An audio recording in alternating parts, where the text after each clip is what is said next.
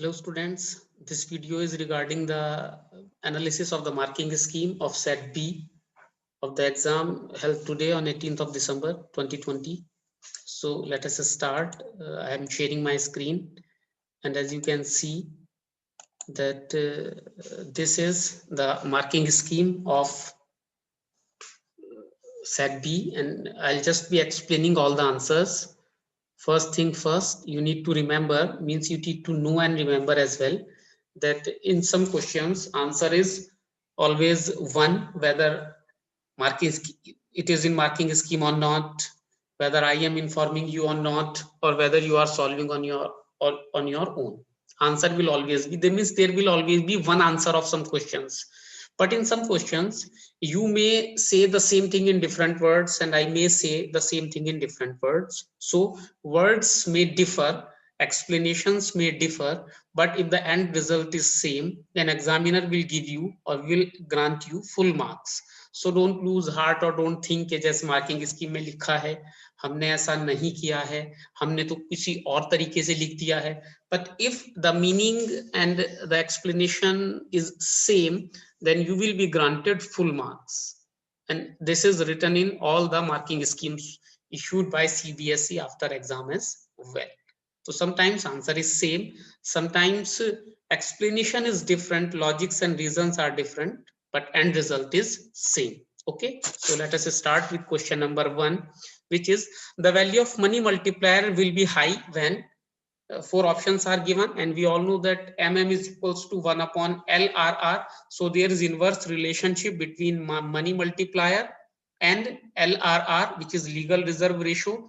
Here we can see option C, legal reserve ratio is low, so this will be the correct answer. Second question, dividends received from public sector undertakings means जिसे हम बोलते हैं कि सरकारी company है, जिस is PSU public sector undertaking, are a part of the government's which type of receipts? It is revenue receipt but non-tax revenue receipts. As we know, there are two types of revenue receipts, tax and non-tax. Non-tax में profit, dividend income, interest income received by government from PSUs include होती है. तो answer will be A, non-tax revenue receipt. Then third question, government expenditure on midday meal scheme running in government school is a type of, which type of expenditure? It is revenue expenditure. Two things, because it is not reducing any liability, is not creating any asset, as well as it is a recurring expenditure, so it is revenue expenditure. Question number 4, primary deficit in a government budget will be zero when four options are given. So primary deficit is equals to fiscal deficit minus interest payment. So if fiscal deficit and interest payment both will be same, it will be like fiscal deficit is 50 crore and interest payment is 50 crore. So 50 crore minus 50 crore is zero. So primary deficit will be zero only and only when answer will be C, total borrowings is equal to interest payment, as I was explaining. Question number 5, which of the following is a stock variable? Wealth is a stock variable. Deposit, question number 6, deposit creation by banks comes to an end, और ये हमने explanation में लिखा हुआ है. अगर आप credit creation by या money creation bye commercial banks को देखेंगे तो उसके लास्ट लाइन एक्सप्लेनेशन की यही होती है, it comes to an end when total reserve becomes equal to initial deposit, and answer is D.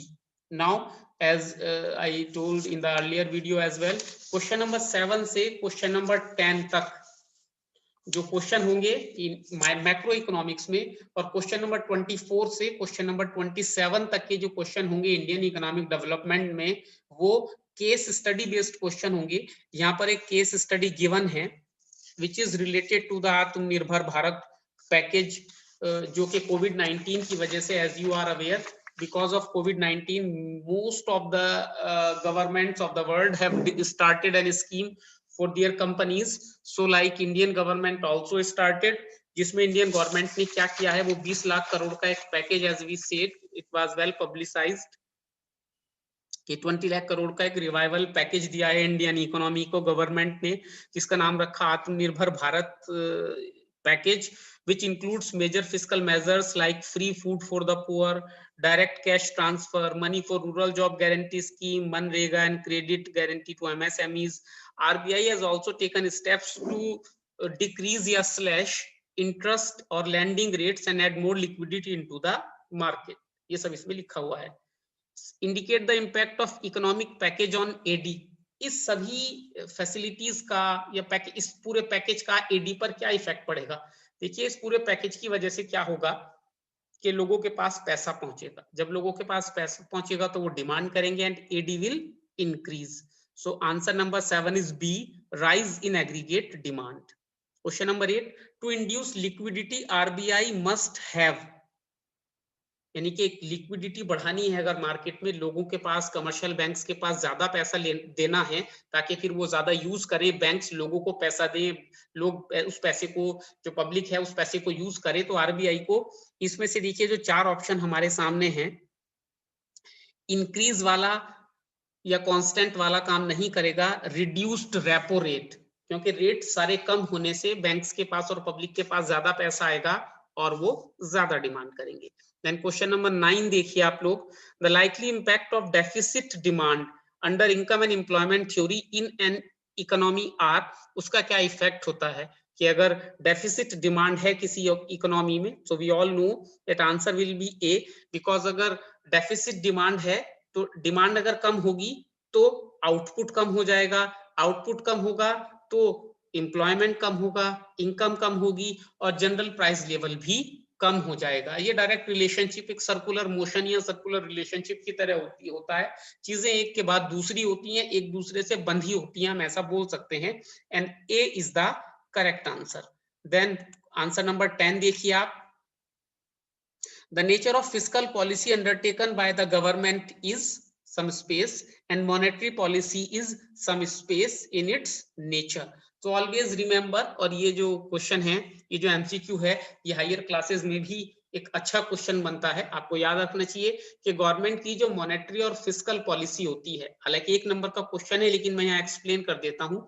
Fiscal policy का मतलब होता है income and expenditure of the whole government, और मॉनेटरी पॉलिसी का मतलब होता है availability of money supply in the economy which is generally controlled by RBI, means specifically controlled by RBI but overall with a firm grip by central government. So ये दोनों ही policies generally expansionary होती हैं.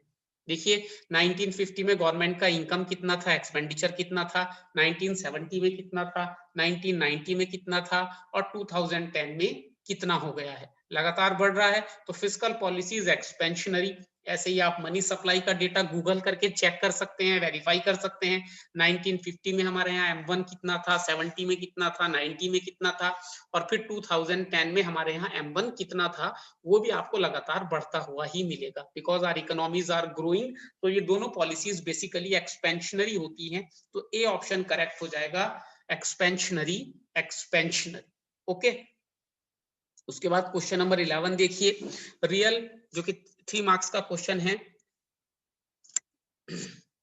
Real gross domestic product is a better indicator of economic growth than nominal gross domestic product. Do you agree with the given statement? Give reason. Yes, the given statement is correct. We all know that real income, real GNP, real GDP is a better indicator than nominal income, nominal GDP, nominal GNP, because real only changes when there is change in the production, whereas nominal changes because of change only in the price in the economy. So that's why real is the better indicator than nominal. इसका और option भी है, और part भी है इसका, which is like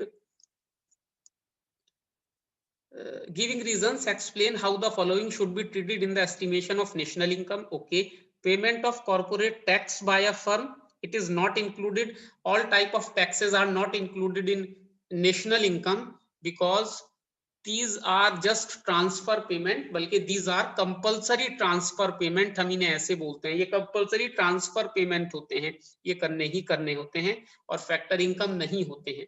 B है purchase of machinery by a factory owner for own use, इसे इंक्लूड किया जाएगा क्योंकि वैसे तो ओन यूज लिखा है लेकिन ये सेल्फ कंजम्पशन है। सेल्फ कंजम्पशन को भी हम नेशनल इनकम में इंक्लूड करते हैं। अगर सेल्फ कंजम्पशन हो रहा है तो उसे नेशनल इनकम में इंक्लूड किया जाएगा। तो first is no, second is yes. Question number 12, why do we say that commercial banks create money while we also say that central bank has the sole right to issue currency? Currency and demand deposit with commercial banks. Currency is issued by the central bank while deposits are created by commercial banks by lending money to the people. In this way, commercial banks also create money. Commercial banks lend money mainly to investors. The rise in investment in the economy leads to rise in national income through the multiplier effect. Meaning RBI money issue करता है लेकिन commercial bank money को या credit को create करते हैं by lending money which goes into investment which increases the national income. Question number 13 देखिए बेटा, in a hypothetical economy में savings increase by rupees 20 crores means MPC is 0.2 because MPS is change in saving upon change in income. Saving increase by 20 तो 20 upon income 100.2. Compute the additional investment needed to attain an increase in national income by 6,000 crores. तो अब हमने क्या करना है, multiplier का formula लगाना है क्योंकि डेल्टा के हमने एमपीएस से पता कर लिया है और डेल्टा वाई 6,000 पता है। तो डेल्टा आई कैलकुलेट करने के लिए K is equals to delta Y upon delta I and delta I is rupees 1200 crore. तो आंसर इज 1200 करोड़। इसका और ऑप्शन देखते हैं क्या है हमारे पास। State whether the following statements are true or false, give reasons for your answer, or I'll just re-emphasize on this point that if you will not give reason for your answer, you will not get zero any mark, or you will get 0 mark, we can say. By reason, examiner can check that your fundamental knowledge is correct, you know the fundamental behind the question. That is why valid reason is always asked or required in your answer. Okay, so always make sure that you give valid reason or correct reason while writing your answer. So question is, break even point is determined at a point where C is equals to Y. Correct है, ये true है, because at break even point refers to a point when income is equals to consumption or C is equals to Y, S is equals to 0. This is true. Second question is, और second part is the value of APS can never be greater than 1. ये भी true है because APS क्या show करता है, APS ratio show करता है between saving and income.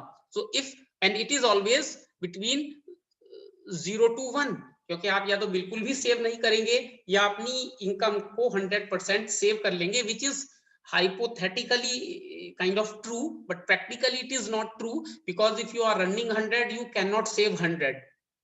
Then how will you consume? By borrowing. तो why will you borrow when you have the income? Logically भी ये समझ में नहीं आता है. तो एपीसी की वैल्यू, एपीएस की वैल्यू या एपीसी, हाँ एपीएस की वैल्यू 0 से 1 के बिटवीन में होती है बेटा. और it is true that it can be 1 because when all of the income is saved and not utilized for consumption, then it will be equal to 1 but can never be greater than 1, क्योंकि आप अपनी income से ज्यादा save नहीं कर सकते हैं. Question number 14 देखते हैं. The objective of reallocation of resources in the government budget. Reallocation of resources का मतलब होता है, and it is the main objective और important objective of government budget, कि प्राइवेट इन आर इकोनॉमी और in mixed economy the private producers का जो M होता है वो प्रॉफिट मैक्सिमाइजेशन का होता है बेटा, और गवर्नमेंट का होता है वेलफेयर मैक्सिमाइजेशन का. तो इस सिचुएशन में प्राइवेट कंपनीज कुछ एरियाज में प्रोडक्शन नहीं करती हैं, तो गवर्नमेंट क्या करती है, उन एरियाज में या तो सब्सिडी देती है या टैक्स कंसेशन देती है. और फिर भी अगर प्राइवेट कंपनीज नहीं आती हैं तो डायरेक्ट उन गुड्स एंड सर्विसेज को प्रोड्यूस करना और अवेलेबल करना पब्लिक को स्टार्ट कर देती है, और इसी को रीएलोकेशन ऑफ रिसोर्सेज बोलते हैं. क्वेश्चन नंबर 15 देखते हैं. An economy is operating at underemployment level of income. At underemployment level of income, what is meant by the given statement? Discuss one fiscal measure and one monetary measure to tackle the situation. An economy is operating at underemployment equilibrium means deficit demand. Clear? ये बात आपने यहां से समझनी है. Under employment equilibrium कब होता है? When the AD required to establish full employment equilibrium, when actual AD is less than the AD required to establish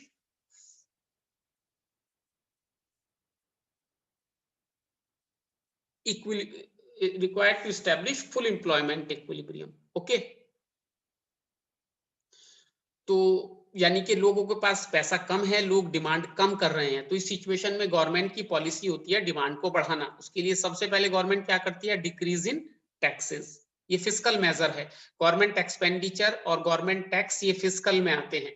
तो गवर्नमेंट अगर टैक्सेस में डिक्रीज कर देगी तो लोगों के पास ज्यादा डिस्पोजेबल इनकम हो जाएगी, परचेजिंग पावर बढ़ जाएगी, और परचेजिंग पावर बढ़ने से वो मार्केट में जाके ज्यादा परचेज करेंगे और एडी भी बढ़ जाएगा. दूसरा, मॉनेटरी मेजर क्या कर सकती है गवर्नमेंट की? जैसे हमने अभी ऑप्शन एमसीक्यूज में भी पढ़ा था, MCQ number 10, monetary policy expansionary होती है. तो उसमें क्या कर सकता है आरबीआई? सीआरआर या एसएलआर या बैंक रेट या मार्जिन रिक्वायरमेंट, इन सबको कम कर सकता है. जब इनको कम करेगा तो पब्लिक के पास ज्यादा पैसा पहुंचेगा और एडी बढ़ जाएगा. तो fiscal measure decrease in taxes, monetary measure में हो सकता है decrease in bank rate, decrease in repo rate, decrease in CRR, all these measures. Question number 16 का ए पार्ट देखते हैं. USA has accused China of currency devaluation to promote its exports. In the light of the given media report, comment how export can be promoted through the currency devaluation. Basically devaluation क्या होता है, उससे import export पर क्या effect पड़ता है, ये वाला क्वेश्चन है. लेकिन जैसे हमने क्लासेस में भी कई बार डिस्कस किया हुआ है बेटा कि एग्जामिनर जो है वो क्वेश्चन को थोड़ा ट्विस्ट कर देगा ताकि आप क्वेश्चन को ध्यान से पढ़ें, थॉरोली पढ़ें. ये रिक्वायरमेंट बन जाती है. अगर आप क्वेश्चन को थॉरोली नहीं पढ़ेंगे, एक दो वर्ड्स आप मिस कर देंगे, तो that may create a situation in which you may lose 1 or 2 marks, which is not a good thing for us. Okay, so devaluation का मतलब क्या होता है? Devaluation means के you can buy less. Devaluation means या depreciation means that domestic currency की हमें units ज्यादा पे करनी होती हैं फॉरेन करेंसी के कंपैरिजन में. अब उसमें क्या होता है कि अगर one person is sending $1 into India, अब ये हमने परसों ही डिस्कस किया था रिवीजन क्लास में. A person is exporting something from India. अब होता क्या है, सपोज कर लीजिए चाइना अमेरिका के रेफरेंस में ही मैं आपको बताऊंगा. $1 इंटू 7 युआन चाइनीज करेंसी, ठीक है. अब अगर $1 इंटू 7 युआन से $1 इंटू 8 युआन हो जाते हैं, इसे हम कहेंगे डिवैल्यूएशन. और डिवैल्यूएशन वर्ड हम स्पेसिफिकली क्यों यूज कर रहे हैं, देखिए टेक्निकल बातों पे भी हमने ध्यान देना है. And we have all covered, means हमने ये सब डिस्कस भी किया है, पढ़ा भी है अच्छे से. And this should induce or create some type of confidence into you that exams are tougher, but if we prepare thoroughly then they are not as tougher, and whatever we are studying, exam will definitely be from all of that, and we can score very very good marks if we are just consistent and regular. चलिए वापस आता हूं मैं question पे. $1 American dollar is equals to 7 yuan से $1 American dollar is equals to 8 yuan हो जाते हैं, तो दैट मींस ये डिवैल्यूएशन हुआ है. डिवैल्यूएशन क्योंकि China follows fixed exchange rate system, that is why we are calling it devaluation and not depreciation. अब अगर अमेरिका से कोई $1 भेजता है और एक पेन इंपोर्ट करता है अमेरिका में, यानी कि चाइना से एक्सपोर्ट होता है, और 7 पेन चले जाते हैं क्योंकि $1 इज इक्वल्स टू 7 युआन और एक पेन की कॉस्ट है 1 युआन. लेकिन अब कितने पेन जाएंगे after devaluation? 8 pens will go. तो चाइना के एक्सपोर्ट बढ़ गए हैं. तो वी कैन से कि डिवैल्यूएशन ऑफ डोमेस्टिक करेंसी से एक्सपोर्ट बढ़ जाते हैं क्योंकि same unit of foreign currency can purchase more goods and services of domestic currency and more domestic goods and services will go abroad, which will result in increase in export. Okay, second part इसका देखते हैं क्या है question number 16 का. On which side and in which sub account of balance of payment will foreign investment in India be recorded? Give valid reason. तो पहले तो हमने अकाउंट देखना है और क्वेश्चन में ही एक वर्ड लिखा हुआ है investment, and we all know borrowing and investment are recorded on capital account और in capital account. So capital account में रिकॉर्डेड होगा, हमें पता लग गया. अब इनफ्लो होता है क्रेडिट और आउटफ्लो होता है डेबिट, और यहाँ पर क्या लिखा है, फॉरेन इन्वेस्टमेंट इन इंडिया, यानी कि पैसा फॉरेन कंट्री से इंडिया में आ रहा है. इनफ्लो ऑफ करेंसी होगा, और inflow of currency means that it will be recorded on the credit side. So we have got our answer, capital account credit side. Capital account because it is investment, investment is recorded in capital account. Credit side because it is inflow, and inflow is recorded in credit side or on credit side. So capital account credit side is our answer. Question number 17 देखते हैं बेटा. इसका A part देखते हैं. Distinguish between net exports and net factor income from abroad. तो net export is basically the difference between export and import of goods and non-factor services related to domestic territory of the country. It is a part of domestic income. Net export क्या होता है basically, कि किसी भी country की जो goods होते हैं या नॉन फैक्टर सर्विसेज होती हैं, बेसिकली गुड्स तक हम इसे यहाँ भी लिमिटेड रखें तो काम चल जाएगा. जो गुड्स के इंपोर्ट एक्सपोर्ट का डिफरेंस होता है वो नेट एक्सपोर्ट होता है, और उसे कंट्री की डोमेस्टिक इनकम का पार्ट माना जाता है. दूसरी तरफ net factor income from abroad क्या होता है, जितनी भी फैक्टर इनकम होती है किसी कंट्री को रेस्ट ऑफ द वर्ल्ड से, माइनस जितनी नेट फैक्टर इनकम उस कंट्री से होती है रेस्ट ऑफ द वर्ल्ड को. यानी कि net factor income from abroad minus net factor income to abroad, उसके डिफरेंस को हम NFIA बोलते हैं, जिसे हम नेशनल इनकम की कैलकुलेशन में यूज करते हैं. तो नेट एक्सपोर्ट डोमेस्टिक इनकम में यूज होता है, नेट फैक्टर NFIA जो है वो नेशनल इनकम में यूज होता है. बी पार्ट देखिए क्या इसका, बी ऑप्शन देखते हैं क्वेश्चन नंबर 17 का. What are non-monetary exchanges? Okay, explain their impact on use of GDP as an index of welfare of the people. वही इंडेक्स GDP एंड इंडेक्स में से क्वेश्चन बना दिया इन्होंने. नेट नॉन मॉनेटरी एक्सचेंजेस उन exchanges को बोलते हैं which do not involve the use of money as a medium of exchange. या जब आप अपने खुद के लिए कोई काम करते हैं जिसकी मॉनेटरी वैल्यू को डिसाइड करना मुश्किल होता है, उसे नॉन मॉनेटरी एक्सचेंज बोलते हैं. और इसका बहुत बार हमने एग्जांपल भी लिया है, मदर्स वर्किंग एट होम, वो नॉन मॉनेटरी एक्सचेंजेस का सबसे फेमस एग्जांपल है. ओके, और इसमें क्योंकि मनी इन्वॉल्व नहीं है तो इन्हें हम मॉनेटरी सिस्टम में, यानी कि इसकी वैल्यू को आप डिसाइड नहीं कर सकते भाई. अगर one person mother is making food for his son, तो अब इसकी क्या कि 100 रुपए की वैल्यू का खाना बनाया मदर ने या 200 की वैल्यू का खाना बनाया, यू टेक्निकली भी आप उस चीज को रिकॉर्ड नहीं कर सकते हैं. और जीडीपी जो है उसे इसीलिए जीडीपी में इंक्लूड नहीं करते हैं, और इसी वजह से जीडीपी को आप वेलफेयर का ट्रू इंडेक्स नहीं बोल सकते. Okay, so this was all about macro economics. अब इंडियन इकोनॉमिक डेवलपमेंट, और उससे पहले एक बात को मैं रीइटरेट कर देता हूं, दोबारा बता देता हूं आप लोगों को, क्योंकि इंडियन इकोनॉमिक डेवलपमेंट थोड़ा सा एक्सप्लेनेटरी टाइप का हमारा पार्ट है, और उसमें हम बहुत सी बार चीजों को थोड़ा सा ज्यादा लिखने की कोशिश करते हैं, लेकिन दो बातें आपने याद रखनी है. टू द पॉइंट लिखने की कोशिश कीजिए, उसके लिए आपने लर्न कर लिया है, लिख लिख कर आपको प्रैक्टिस करनी है, पहली बात. और दूसरी बात, ऐसा नहीं है कि जो मेरी मार्किंग स्कीम में लिखा है वही सही आंसर्स हैं. इसके अलावा भी अगर आपने कुछ लिखा होगा तो वो आंसर्स भी अगर सही होंगे तो सही कंसीडर होंगे, और उस पर आपको फुल मार्क्स मिलेंगे. ओके, क्वेश्चन नंबर 18 देखते हैं. During British period Indian economy was backward, semi feudal, both, neither. Answer is very clear, both. हमारी जो इकोनॉमी थी वो बैकवर्ड भी थी और सेमी फ्यूडल भी थी. उसके बाद 19 देखते हैं, वो असर्शन रीजन को आई हैव एक्सप्लेन्ड कि असर्शन रीजन जो है वो इस बार पहली बार सीबीएसई ने इंट्रोड्यूस किए हैं. ये बेसिकली ट्रू फॉल्स का एक टाइप होता है. रीजनिंग के क्वेश्चन होते हैं, दो ऑप्शन होंगे आपके पास, यानी कि दो स्टेटमेंट आपको दिए होंगे, first statement will be assertion यानी कि A, second will be reason means R लिखा होगा उस पर, 4 ऑप्शन होंगे A B C D, both R correct and R is explaining A, तो ए ऑप्शन हो जाएगा।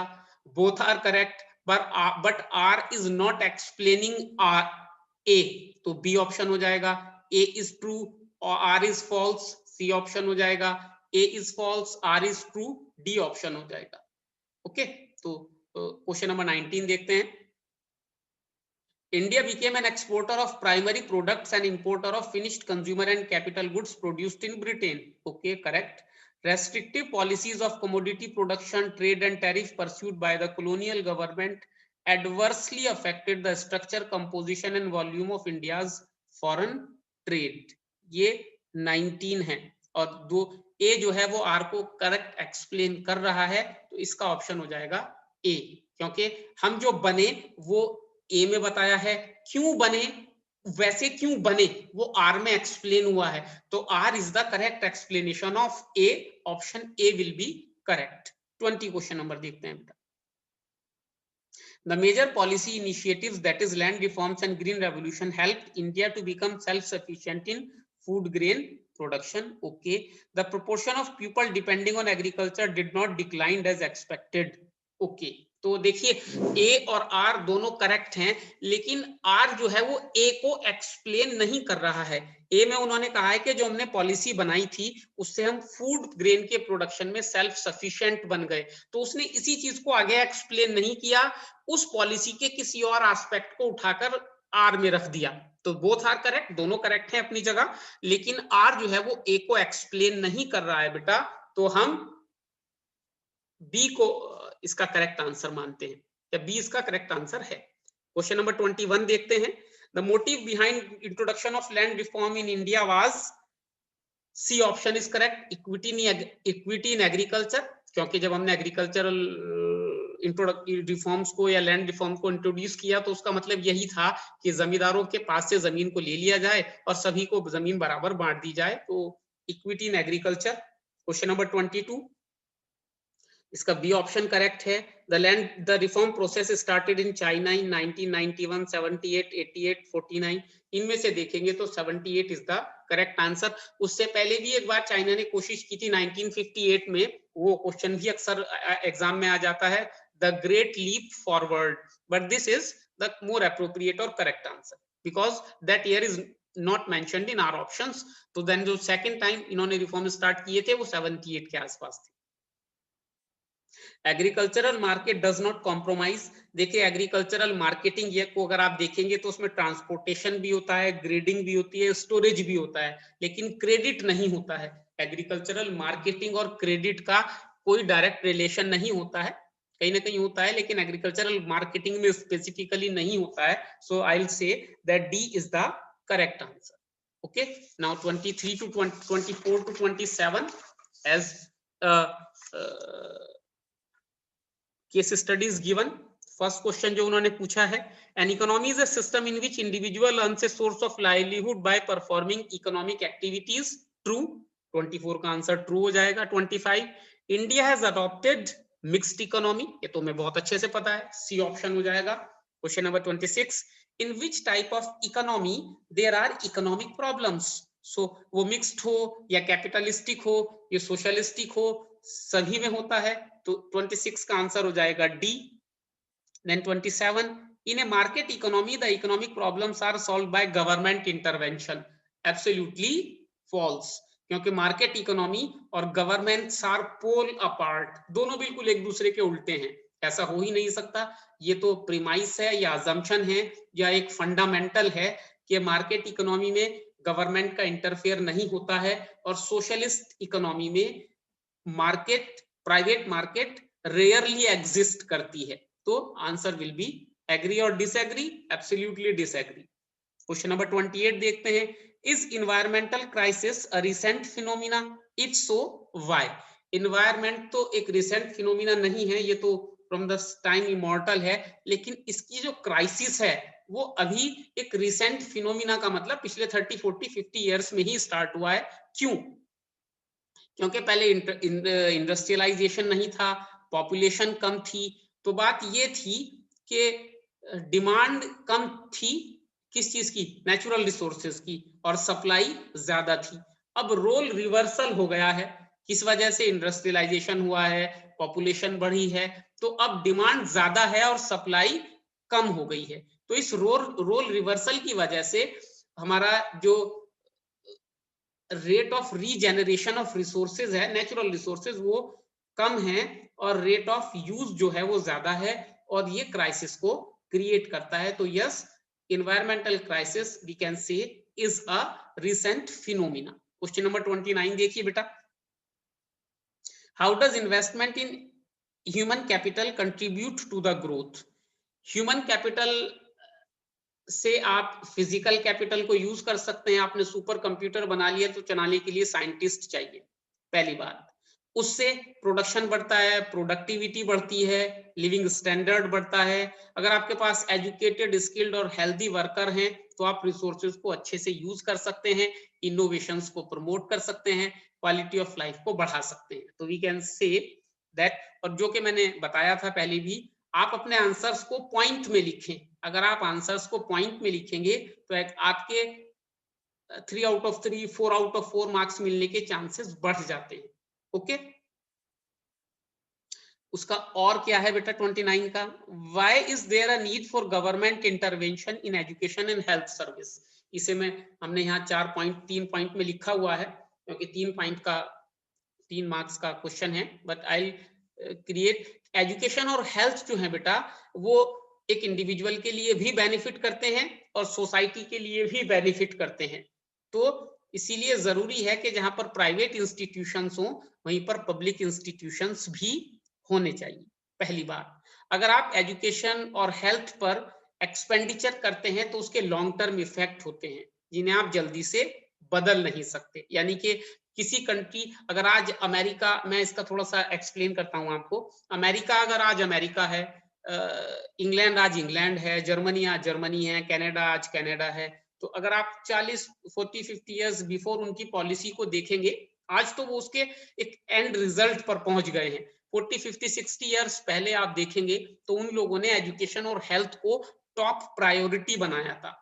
अभी भी आप देखिए कि उनके बजट का कितना परसेंट है जो एजुकेशन और हेल्थ पर स्पेंड होता है, और जो डेवलपिंग नेशंस हैं उनके बजट का कितना परसेंट हेल्थ पर स्पेंड होता है। अगर आप देखेंगे तो वो उनका परसेंटेज बहुत बहुत ज्यादा है।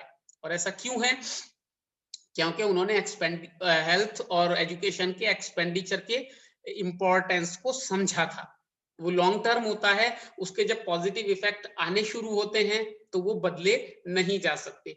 अभी भी देखिए, जो ये फाइजर ने कोविड की वैक्सीन डेवलप की है, वो जर्मनी में डेवलप हुई है, बेल्जियम में बन रही है, और फिर पूरी दुनिया में सबसे पहले उसे इंग्लैंड ने और उसके बाद अमेरिका ने यूज करने की परमिशन दी है।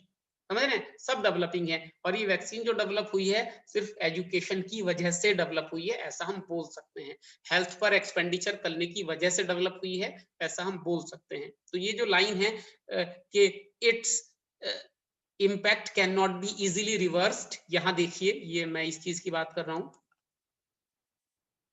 आप देखेंगे ये लिखा हुआ है, ये देखिए, ये मैं इस चीज की बात कर रहा हूं, can not be easily reversed, hence government intervention is essential. ये बोल रहा हूँ बेटा, ये मैंने हाईलाइट भी कर दिया है, इस चीज की बात हो रही है। तो इसलिए गवर्नमेंट का इंटरवेंशन करना, गवर्नमेंट का उसमें आना जरूरी होता है। और तीसरी बात क्या है कि जो भी हेल्थ या एजुकेशन को यूज करते हैं वो गवर्नमेंट फैसिलिटीज को करते हैं, लेकिन अगर प्राइवेट को करते हैं तो वो कस्टमर बन जाते हैं। एमबीबीएस में या बीटेक में या किसी एमबीए में आपने एडमिशन लेना है, गवर्नमेंट इंस्टीट्यूशंस भी हैं, लेकिन साथ ही साथ प्राइवेट इंस्टीट्यूशंस भी हैं who charge a lot of money. Okay? So अब जरूरी है कि कोई ना कोई ऐसा हो जो गवर्नमेंट की तरफ से हो और उस चीज को देख ले कि भाई ये जो प्राइवेट इंस्टीट्यूशंस हैं, are they working, are they not exploiting the consumer. So इसलिए जरूरी होता है कि एजुकेशन और हेल्थ में गवर्नमेंट का इंटरवेंशन होना चाहिए। Okay, question number 30, let us move to question number 30। And what is question number 30? Why has the industrial sector performed poorly in the reform period? यानी कि सबसे ज्यादा जो डेवलपमेंट हुआ है वो सर्विस सेक्टर का हुआ है, तो इंडस्ट्रियल सेक्टर का उससे कम क्यों हुआ है?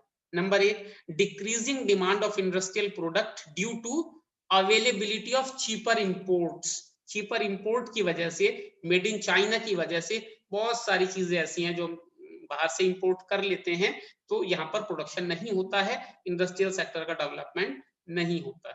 Second is non access to developed countries market. जो डेवलपिंग कंट्री हैं जैसे कि इंडिया, उन्हें अभी भी जो रिच कंट्री जिन्हें हम बोलते हैं डेवलप्ड नेशन बोलते हैं, लाइक यूएसए, उन्होंने अपनी मार्केट एक्सेस नहीं की है। तो अगर वो मार्केट एक्सेस करेंगे, प्रोडक्ट्स की डिमांड बढ़ जाएगी, तो फिर हम लोग भी अपने यहाँ प्रोडक्शन करने लगेंगे और उन मार्केट्स में एक्सपोर्ट करने लगेंगे। तो these are the two causes. You can write some other causes as well, and on the merit of your answer you will be given marks. इसका ऑप्शन क्या है 30 का? और पार्ट क्या है? Do you think that Navratna policy of the government helps in improving the performance of public sector undertaking in India? Navratna policy से जो PSU थे उनकी परफॉर्मेंस बढ़ी थी। तो Navratna means 9, sorry sorry, this is 9, so Navratna means 9. तो वो जो प्रॉफिट मेकिंग ऑलरेडी थे, अब क्वेश्चन है कि क्या उनकी परफॉर्मेंस अच्छी हुई थी? शुरू में 9 थे लेकिन बाद में 9 से बढ़ा दिया गया था, पहली बात। दूसरा, उन कंपनीज को फाइनेंशियल, मैनेजरियल और ऑपरेशनल ऑटोनॉमी दी गई थी, मींस वो फाइनेंस में, मैनेजमेंट में और ऑपरेशंस में अपने डिसीजन ले सकते थे, उन्हें बार बार मिनिस्टर्स के पास जाने की जरूरत नहीं थी। तो उससे जो डिसीजन मेकिंग थी वो फास्ट हो गई थी। तो इससे नो डाउट इन कंपनीज की परफॉर्मेंस एग्जाम्पलरी हो गई थी। पहली बात, इंडस्ट्रियलाइजेशन बढ़ा था इंडिया में और इसका पॉजिटिव इफेक्ट पड़ा था, कैन डेफिनेटली से this, like you can see in the answer. Question number 31 देखते हैं बेटा। The opening of the Indian economy has led to a rapid increase in FDI and foreign exchange reserve of the country. Defend or refute the given statement? No doubt we will defend the statement because we can see it is in the data as well. 1991 में हमारा जो foreign exchange था वो foreign direct investment था वो सिर्फ 100 million था, जो 74 बिलियन हो गया था लेटर ऑन। ठीक है ना? उससे क्या हुआ था, इंडिया जो पहले इधर उधर जा रहा था to arrange the money to world bank to IMF, वो हम लोग जरूरत नहीं थी। दूसरी तरह on the other side, means on the other side along with this, not on the other side, along with this हमारा फॉरेन एक्सचेंज रिजर्व जो 91 में सिर्फ $6 बिलियन था, वो इंक्रीज होकर $321 बिलियन हो गया था। तो यहाँ पे भी देखिए हमने how many percentage, how many times, means hundreds and hundreds of times हमारा इंप्रूवमेंट हुआ था।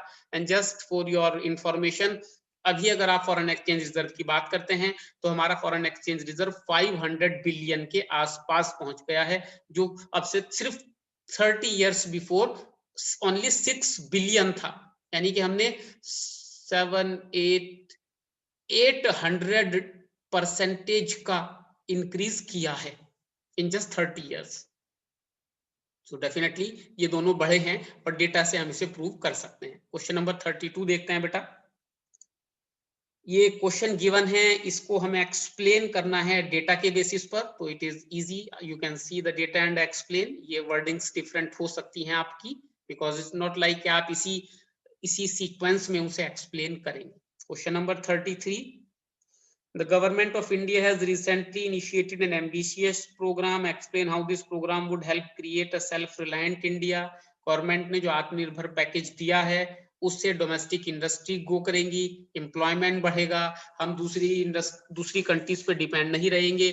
और इस पैकेज में ये भी है कि ये सभी सेक्टर्स के लिए है, पुअर्स के लिए भी है और रूरल पुअर्स के लिए भी है, अर्बन पुअर्स के लिए भी है, एमएसएमईज जिन्हें हम पहले एसएसआई बोलते थे, small medium and small sector जो एंटरप्राइजेस होती हैं, उसका भी इसमें ध्यान रखा गया है। जिन लोगों ने पर्सनल लोन लिया था उन्हें भी मॉरेटोरियम दिया है। ये मैं कुछ एग्जांपल्स बता रहा हूं आपको, so it will definitely help us. या उसका ऑप्शन है change in the structure of workforce and the nature of employment in India.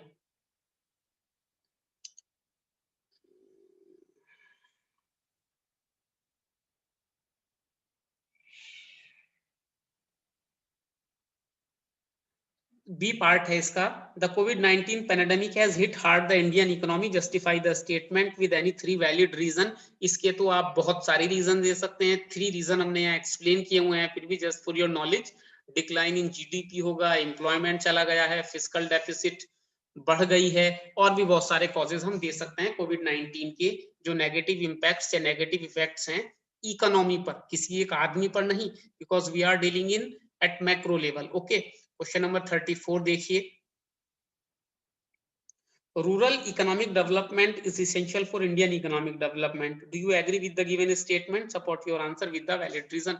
बहुत सारे आंसर आप दे सकते हैं। इस आंसर को हमने देखिए कैसे स्टार्ट किया है कि अभी भी जो 2/3 of the population of India है वो एग्रीकल्चर डिपेंडेंट है, गांवों में रहती है, रूरल एरियाज में रहती है उसका, लेकिन 1/3 अभी भी एग्जैक्ट पॉवर्टी में है।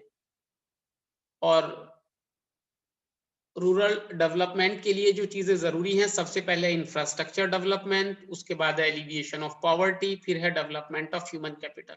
अगर हम इन चीजों को करेंगे तो we can move on to the path of rural development. Okay, explained in this answer. और पार्ट देखते हैं, last question, there has been a change in the structure of workforce and the nature of employment in India. Yes, इसे आप इसके अलावा भी बहुत सारे रीजन से बता सकते हैं।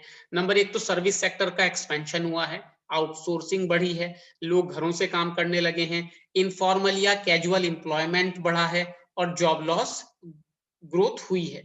इनमें से कोई भी 4 या इनके अलावा भी कोई 4 पॉइंट आप बता सकते हैं बेटा। So that was the explanation of set B. Still you are having, or you may have any problem, you can contact me. You can tell me the question number, or you can ask on my WhatsApp as well. Okay.